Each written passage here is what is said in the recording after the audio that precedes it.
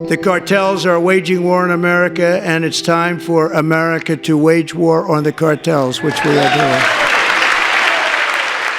Okay, in the last 24 hours or so, there's been a major development in the so-called war on DR Ruggs. The son of El Chapo, Ovidio Guzman, who was taken into custody at the end of last year, and whose brother flew in with El Mayo a few months back, they're nearing the end of plea negotiations with the U.S. federal government. Expect this summer, maybe July 9th, I think is their next court date, they're going to have a deal in place. They're going to plead guilty. These are the guys that are, well, El Mayo and Chapitos are the people primarily blamed for creating and fueling the Fetty WAP crisis in the United States. What's my prediction for what time they'll do? Well, El Mayo's son, in exchange for his testimony against Chapo some years back, he got 11 years. He's out. The Flores twins, they did about 10 or 11 years. I would imagine those guys are going to negotiate no more than 15 years, probably more like that 11, 12-year thing. They'll turn in a few billion, which means they'll still have some billions. Is doing 10 or 11 years worth becoming a billionaire? Probably most people in the world would make that choice. Now, the good news is Fetty WAP OD deaths in the U.S. are down about 25% or more from their peak maybe 2 years ago, which is great, but that still means there's a tremendous amount of them. On the flip side, they're now raiding, it's only been a few, but several big labs in Canada and right here in the metropolitan Los Angeles area that are creating F pills and looks like orange Adderall, which is METH. So the precursor chemicals are even easier. The pattern had been mostly the precursors would come into the U.S., be moved to the south of the border, and the stuff would be made there and moved back over here. But in Canada, for example, which has a huge Asian population and no RICO law, I'm sure it's very easy to get precursors up there. And of course, LA is is connected to the Pacific Rim even more so really than it is to the rest of the United States in terms of economically. The ports of Los Angeles and Long Beach combined is by far the biggest entry point of seaborne vessels into the U.S. And of course, the border, Tijuana border. I just was in Tijuana. I mean, you just kind of walk over, you flash your passport, but there's so much traffic, they really can't check people. Now, there has been, in the last week, the biggest seizure of F in history. They got 400 bricks of it in New Mexico, like 50 million in cash. So it's still coming over, but they may be gearing up to start making it over here. Now, let's look at what Donald Trump has to say. So Mexico is saying that I offered to send U.S. troops into Mexico to take care of the cartel. She wants to know, is that true? Do you think I'm going to answer that question? That's why I'm asking. We'll see. I will answer it. It's true. And why would you do that? Because they are horrible people that have been killing people left and right, they've made a fortune on selling drugs and destroying our people. We lost 300,000 people last year to fentanyl and drugs. They're bad news. Yeah, that's true. If Mexico wanted help with the cartels, we would be honored to go in and do it. I told Trump has offered the military, the new Mexican president, Gloria Sheinbaum, has turned it down. The problem is, for all of you gung-ho to send military in, I mean, first of all, Mexico would have to let us. You can't just invade another country. Well, you can, but it's called an invasion. The problem is, though, the cartel is not illiterate guys with guns. It's not really even these people whose names you see. I mean, it is, but they're just the pawns. They're the public face. They're the people who kill each other and go to prison. What the real insidious impossible to stop. Cartel are the bankers, the lawyers, the legal business people on both sides of the border. Of course, the politicians, military officials, a guy working as a border guard on the U.S. side who once a month he gets 50 grand to let a truck go through. There's so many people involved at so many levels. It's so profitable. It's so insidious. Going and killing a bunch of gunmen, it looks good and it has the appearance of doing something. But, for example, we all know what happened down in Colombia, the amount of violence there was. We gunned down Pablo, etc. Well, Colombian production of what they produce there, it's about 6 or 7 times what it was in 2015. It's probably 15 times what it was in the 80s. Their production is at an all-time high. An extra $25 billion in profit was made just last year on the increased production of that substance. Now, lots of it is coming to the U.S. There's been 70,000 bricks just seized on the ocean so far this year. That's not even land crossings, but now Europe has become the primary market, and the world is a big place. They got people set up in the Middle East. Is that usage of that substance rampant in the Middle East? No, it's not rampant, but it's used, and when you're getting a couple hundred a grisam as opposed to 40 a grisam, much more profitable. You got China, you got Australia, you got the Middle East. Africa has become not just a transshipment point, but a lot of usage going on. I stumbled across a sort of an African soft white underbelly where you have all these regular African people, and I think it was in Kenya and Nigeria, and they're talking about their struggles with METH, with smoking crack, with H. Again, very much like a soft white underbelly. Africa got kind of turned out with the usage because for a long time it was a transshipment point. It would come in from South America, other places, and then go to the rest of the world. But of course, if a substance is in a place in large dosages sitting around, people are going to start using it, unfortunately. The Kinahan cartel out of Ireland, they kind of planted the big flag in Africa and really started heavily using it maybe 20 years ago. The father of the family, Christy Kinahan, recently, I don't know if he had attempted, I think he actually did purchase a bunch of used military cargo planes from the Egyptian military. Well, what are they going to use that for? So the more that we have a war on drugs, the bigger it just gets because, of course, it's based on demand. And if we have them start producing the M30s over here, that's not going to be good. Now, as far as the amount of deaths going down, that's great, but experts are saying, well, that might be more so. That means that the business has become so perfected that it used to be they would test different you-know-whats, and some would be stronger than others. So if you're a user, you might be used to using 2, but then 1 is much stronger than normal, so you lose your life. But now there's much less variance. It's becoming like a regular consumer good, so people really know what they're getting. People aren't really trying to pass off. Well, I don't know, maybe they are, but I think everyone that's probably a user knows that the fake ones cost a couple dollars and the real ones, cost, more $1 or more per milligram. So it's becoming a mature market. I don't know, are people using less or they're just less ODing? And remember, if it wasn't for Narcan, how many, we have 600,000 dead since 2019. There'd probably be 1.5 million dead, which would be quite shocking. But what's going on is quite shocking. So, yayo production ramping up, and a spokesman or someone from SLO, I had this to say about President Trump.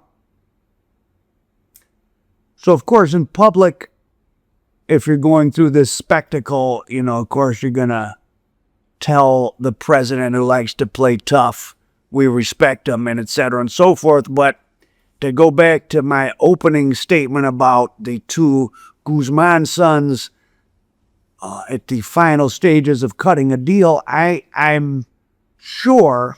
So let's go back to October 2023, before they are in custody, or right after the one son got captured. Or no, he wasn't in custody yet. They start issuing these proclamations: no more productions of Fetty in Culiacan. But of course, that means it just moved to other places closer to the border, and apparently on this side of the border as well. They're not going to stop something so profitable. In fact, it's out of the hands of people like the Guzman sons or El Mayo. There's so many people. I read a explanation of how the production process was working down in Culiacan a few years back. Hundreds and hundreds of regular apartments in middle-class neighborhoods are rented. You have a man who's the chemist, moves in with a woman so that they appear to be like a family or working couple. The man may leave in the daytime to appear to have a job, and each apartment, might make whatever it is, a couple of, 5,000 of them a day or something. And if you have, 300 apartments going, you're making millions of dosages a week. And it's how would our military go and root out hundreds and hundreds of people in middle-class apartment blocks, each acting as small-scale chemists? It's not really a job for the military. What's the military going to do about all the corrupt bankers, many of them on this side of the border?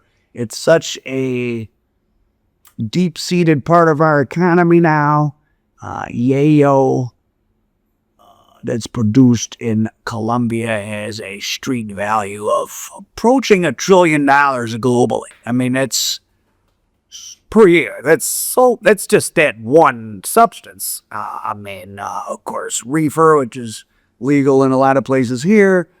The Guzman sons, supposedly, as they allegedly have turned down their F production, have been wanting to take over, or have taken over in large parts of Mexico, the dispensary business.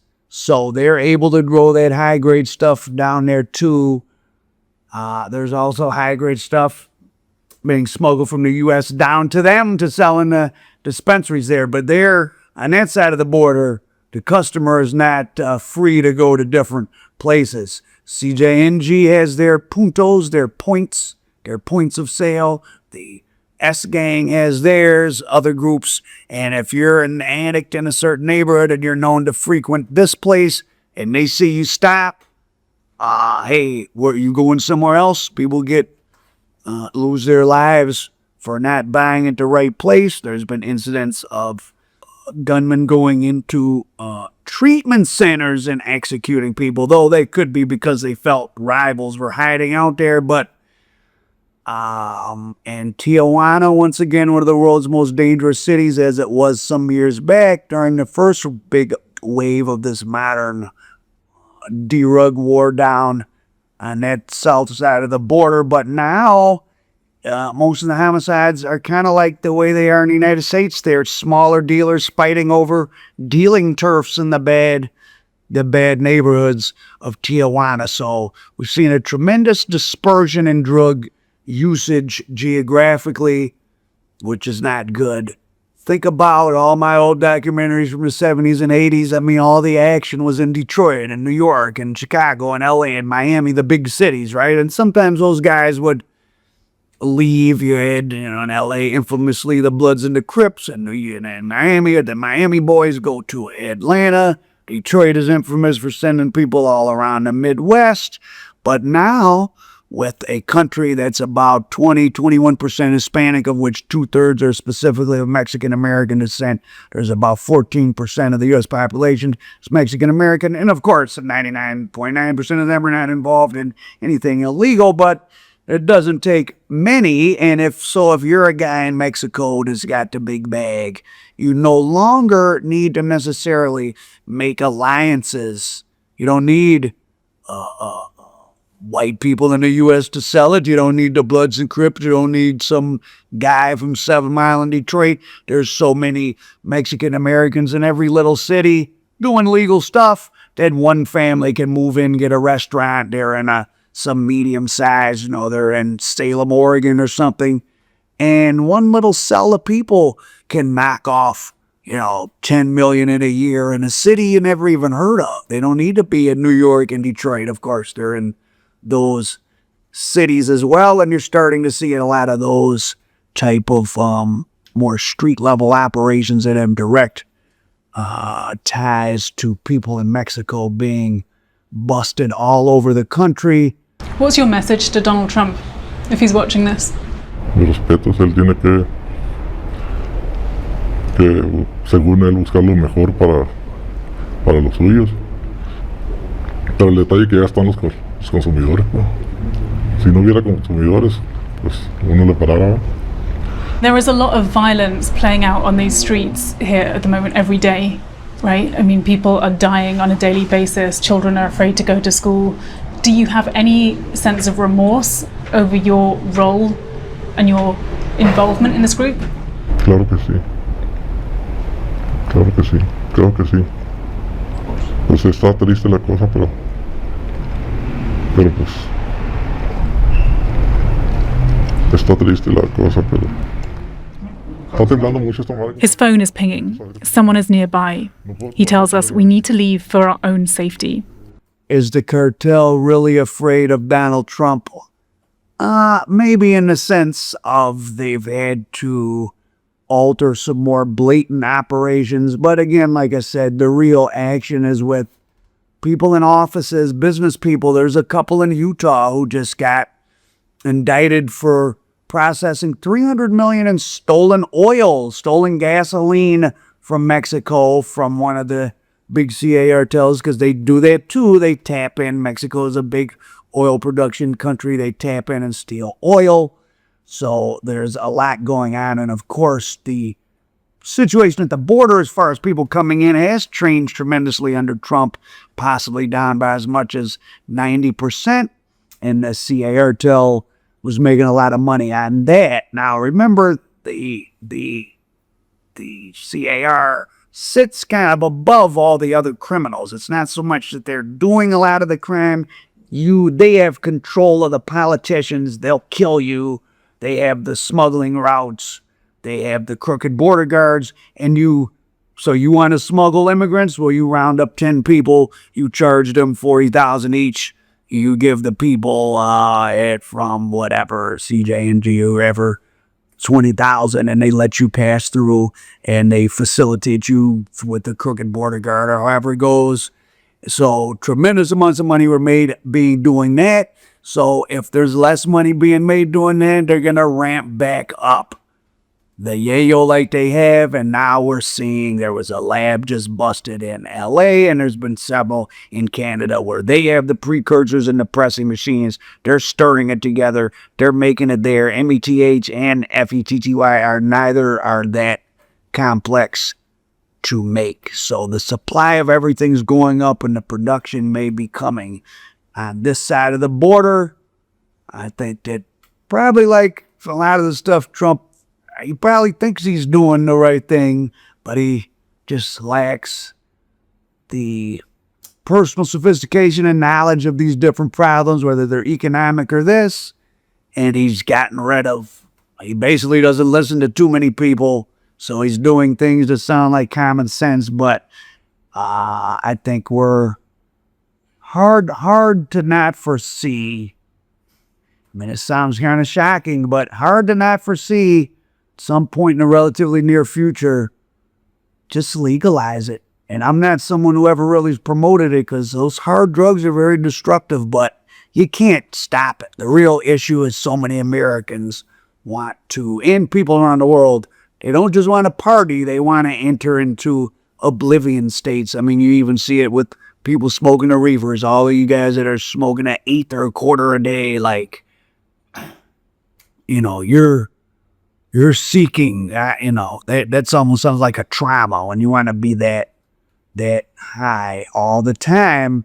So yeah, that's kind of the current state of events, an overview of what's going on in that world, just to keep you up to speed. Production is up in South America, Ecuador, Colombia, Peru, of you know what, and they're moving the production of the F and the meth over to this side of the border. We'll see if that continues. I mean, there's tremendously harsh penalties on this side of the border for getting caught with it, but as I'm finishing up my Beyond Street Dream documentary with Courtney Brown about more so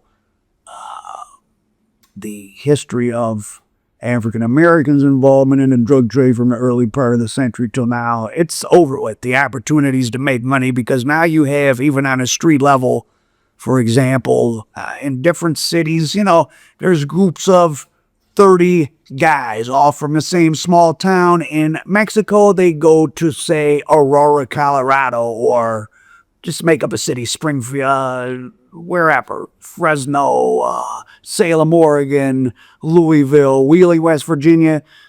They're getting the stuff in bulk, super cheap, so it's super high profit. They go to where the addicts are, they hand out their card and a phone number, and they deliver, but they're not from here. So it's like the Dominicans did in New York back in the day. They come over here, and they work for 2-3 years.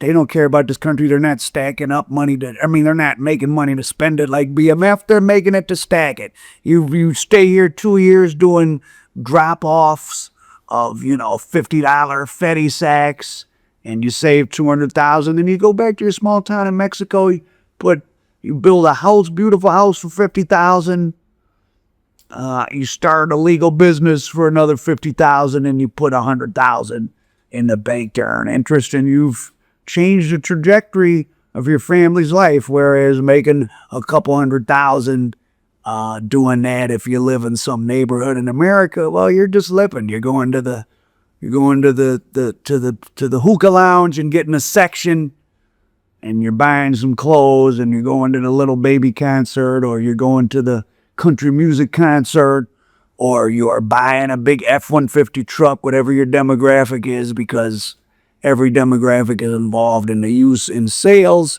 and the profiting, and you keep selling till you get caught. But there's in San Francisco, there's so many, I think they're Hondurans from the same city. There's specific food trucks that pull up just with hot Honduran meals just for these guys that sell on the street in the Tenderloin in San Francisco, or maybe it's Honduras or Nicaragua, one of those cities. And these guys are just doing street sales. So if they get caught, they get out on bail or they get deported, right? Because they're not selling that much at once. They're just selling every day, day after day. And they tracked a bunch of these guys to this one small, not a village, but I don't know if it's a city, a town. Hundreds of little mini mansions have been built because these little guys, these little 5'2" guys that are standing on the sidewalk in the Tenderloin selling 50s or whatever they're selling, they're making a couple $100,000 and they're going home and building a mansion. And how can you stop that? So that's an overview how Profit America dope.